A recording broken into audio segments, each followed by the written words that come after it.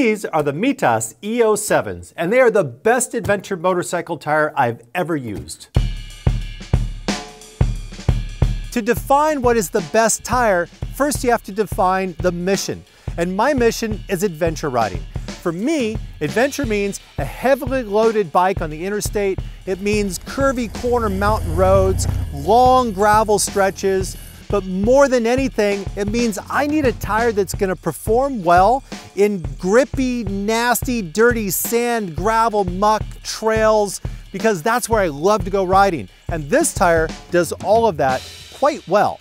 And in fact, off-road, it performs better than a lot of the knobby tires that I've used on these bikes. The best way to put it is perfectly mediocre at everything and quite good on the trail. Let's start with one of the biggest debates in motorcycle tires, fat versus narrow.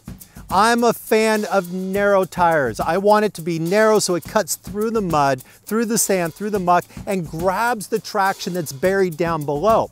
And these tires are exceptionally narrow for their size. This one, which is a 150, only measures out at 141 millimeters wide, which makes it very narrow. When I'm off-road, if I get up on top of mud or sand or muck, the tire will float back and forth, being less stable. What I want to do is dig down through and cut and grab what's at the bottom. With the narrow tire, that means I have more pounds per square inch. Traction is more about pressure on the ground than surface area. So if I have a tire that has 2 inches of contact patch and I have 500 pounds sitting on top of that, that means that's 250 pounds per square inch. If I have a smaller tire with only 1 inch of contact and that same 500 pounds is on top, that means I have 500 pounds per square inch. With a narrow tire and with a lot of pounds per square inch, it's more likely to drive that tire down into the bottom and grab the traction down below. The other place this comes into play is when I'm on the trail and I hit things like water. On the street, it's very unlikely for a motorcycle to hydroplane because it's such a narrow contact patch and it's a very thin layer of water. But on the trail, it can be an inch thick, it could be a foot deep. And with a narrow tire, it's more likely to drive through that water and get to the bottom. This is why when you go onto the trails and you look at dedicated dirt bikes, they're all running very narrow 90-90-21 or 190-21 inch tires. They're skinny, that can cut down and grab what they need. This tire feels more like a dirt bike tire than even the knobbies I've run on this.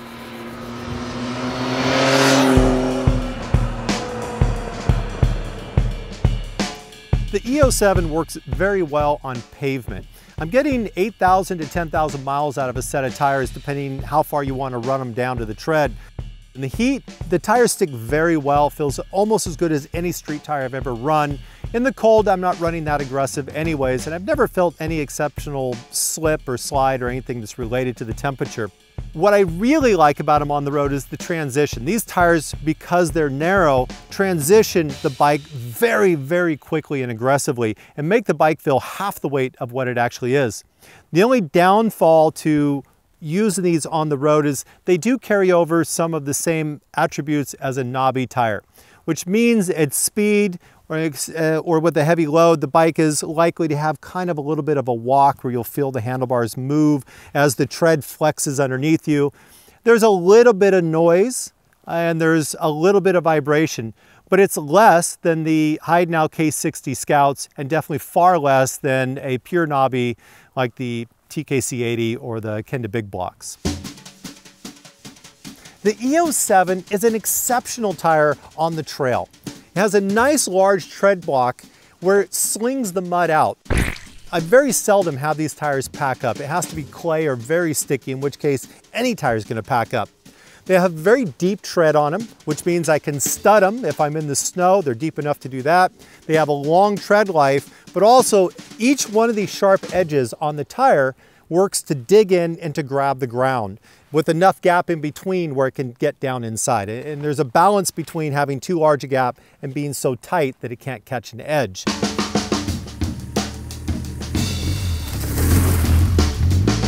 The E-07, just like the Heidenau K60 Scouts, are renowned for being a very stiff tire and very difficult to mount and dismount. But that shouldn't dissuade you, that should encourage you to go after this if your adventure is the same as mine. The reason is that stiff sidewall is what helps protect you if the tire gets low, if you hit a really sharp edge, or if you end up getting a flat tire and it runs all the way down, you're less likely to damage your rim and your bike. Also, this bead on the tire seats very, very stiff, just like the rest of the wall. And once it sits on there, it's very difficult to break the bead. But again, if you run out of air or you hit something very hard, it's less likely to pop off the bead and damage the rim.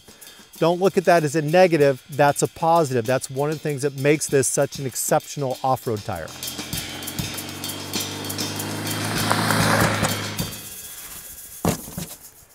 The MITAS E-07s are a great value. With the high performance and the high mileage that they put out, these are the best adventure tire I've ever used.